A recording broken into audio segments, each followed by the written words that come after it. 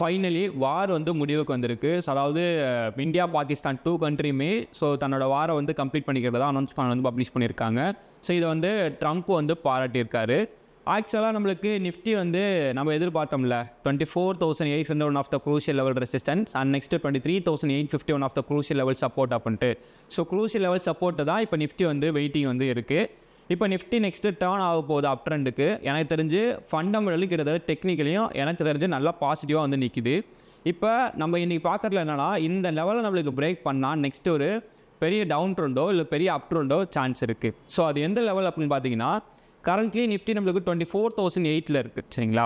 So இப்போ 24,008 நான் எதிர்பார்க்கறது எனக்கு இந்த லெவலுக்கு கீழே போனால், அதாவது 23,600க்கு கீழே போனால் எனக்கு நிஃப்டி அகைன் 19,000 போய்ட்டு ரீச் பண்ணும். ஓகேங்களா.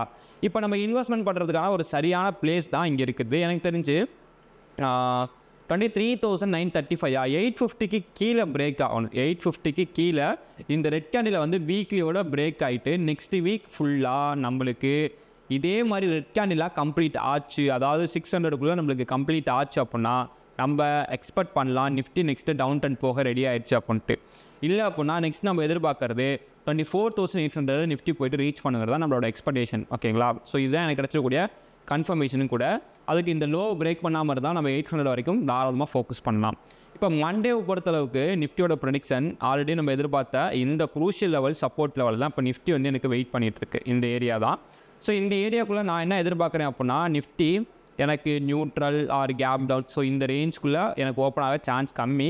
எனக்கு கேப் அப்பில் ஓப்பன் ஆகிறதுக்கான பாசிபிலிட்டிஸ் தான் இருக்குது. ஸோ இந்த லெவலில் நான் எக்ஸ்பெக்ட் பண்ணுறது என்ன அப்படின்னு பார்த்தீங்கன்னா, ஒன்று இந்த ரேஞ்ச் எனக்கு நிஃப்டி ஓப்பன் ஆனோனையும் இந்த ரேஞ்சில் வந்து ஒரு சப்போர்ட் எடுக்கணும். இந்த ரேஞ்சுக்குள்ளே எனக்கு நிஃப்டி ஒரு சப்போர்ட் எடுத்துச்சு அப்படின்னா இங்கேருந்து எனக்கு நெக்ஸ்ட்டு வந்து அப் ட்ரெண்ட் போகிறதுக்கான பாசிபிலிட்டிஸ் இருக்கும்.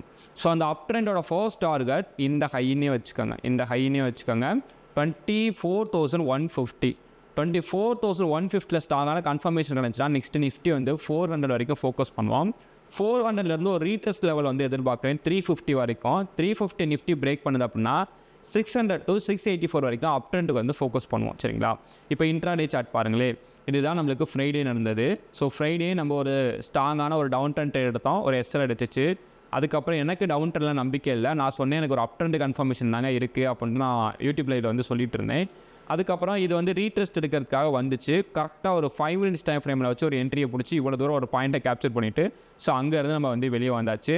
அதர்வைஸ் நம்மளுக்கு ஃபுல்லாக சைட்வேஸ் தான். ஸோ அங்கே சொல்கிறதுக்கு ஒன்றுமே இல்லை. இந்த ரேஞ்சை பொறுத்தளவுக்கு ஸோ என்னோடய ஸ்டூடெண்ட்ஸ்க்கு தெரியும் இது எந்த மாதிரியான ரேஞ்ச் அப்படின்னா. ஸோ இந்த ரேஞ்சில் இருந்து எனக்கு நிஃப்டி வந்து அப் ட்ரெண்டுக்கு போகிறதுக்கான பாசிபிலிட்டிஸில் ரெடியாக இருக்குது. ஸோ மேபி எனக்கு இந்த ரேஞ்சுக்குள்ளே எனக்கு நிஃப்டி சப்போர்ட் எடுத்தாலும் ஓகே, நான் அப் ட்ரெண்டுக்கு வந்து ஃபோக்கஸ் பண்ணுவேன். ஓகேங்களா.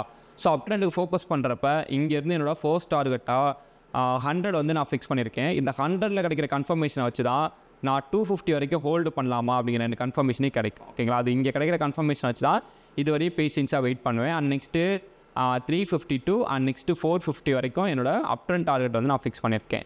அப்போ டவுன் ட்ரெண்டுக்கான பாசிபிலிட்டிஸ் இல்லைன்னா இந்த ரேஞ்சில் எனக்கு கிடைக்கிற கன்ஃபர்மேஷன் தான் மெயினான கன்ஃபர்மேஷன். இதில் மெயினாக எனக்கு நல்ல கன்ஃபர்மேஷன் கிடச்சிச்சுன்னா 850 வரைக்கும் ஒரு டவுன் ட்ரெண்ட் ட்ரேட் வந்து ஃபோக்கஸ் பண்ணுறதுக்கான பாசிபிலிட்டிஸ் இருக்குது. ஏன்னா ஒன்ஸ் இந்த ஏரியா வந்து கம்ப்ளீட் ஆனால் தான் அது வந்து நல்ல ஒரு ரீட்ரெஸ்ட்கான கன்ஃபர்மேஷன். இந்த ஏரியா வந்து கம்ப்ளீட் ஆச்சுன்னா எனக்கு ஃபண்டமெண்டலி இப்போ கொஞ்சம் பாசிட்டிவாக இருக்குது. டெக்னிக்கலி எனக்கு பாசிட்டிவாக இருக்குது. டெக்னிக்கலி பாசிட்டிவ்னா ஃபுல் ஸ்ட்ராங் அப் ட்ரெண்டுக்கான பாசிட்டிவ் வந்து கிடைக்கல. ஸோ மேபி அது எனக்கு மண்டே கிடைக்கிறதுக்கான சான்ஸ் இருக்குது. மண்டே ஒரு 1 or 2 ஹவர்ஸ்லேயே கூட கிடைக்கலாம். ஸோ அப்படி கிடைக்கிறதுக்கான பாசிபிலிட்டிஸ் இருக்குது. பட் என்னோடய ஃபுல் ஃபோக்கஸ் வந்து எனக்கு ஒரு ஸ்ட்ராங்கான கன்ஃபர்மேஷன் கிடச்சினா நெக்ஸ்ட்டு நான் ஸ்டாக்கை வந்து பர்ச்சேஸ் பண்ணவும் ரெடி ஆயிடுவேன். ஸோ இது எனக்கு கிடச்சிருக்கக்கூடிய தெளிவான ஒரு ஐடியா. அதுக்கு நம்ம வெயிட் பண்ண வேண்டியது மண்டே எனக்கு லைவ் மார்க்கெட்டில், அதாவது யூடியூப் லைவில் நம்ம சொல்கிறோம். ஸோ அது என்ன கன்ஃபர்மேஷன் கிடைக்குது அப்படிங்கிறது நான் ஷேர் பண்ணுறேன். ஸோ மறக்காமல் யூடியூப் லைவில் வந்து ஜாயின் பண்ணி ஸோ அதையும் ஃபுல்லாக தெரிஞ்சுக்கோங்க. ஸோ இந்த ஸ்ட்ராட்டஜியில் தான் நான் வந்து யூடியூப் லைவில் வந்து என்னோட லைவ் இன்ட்ரெஸ்ட் ப்ரொவைட் பண்ணிட்டுருக்கேன். ஸோ நீங்களும் வந்து யூடியூப் லைவ் அட்டன் பண்ண ட்ரை பண்ணுங்கள். So I am not a SEBI registered advisor. This video fully education purpose only.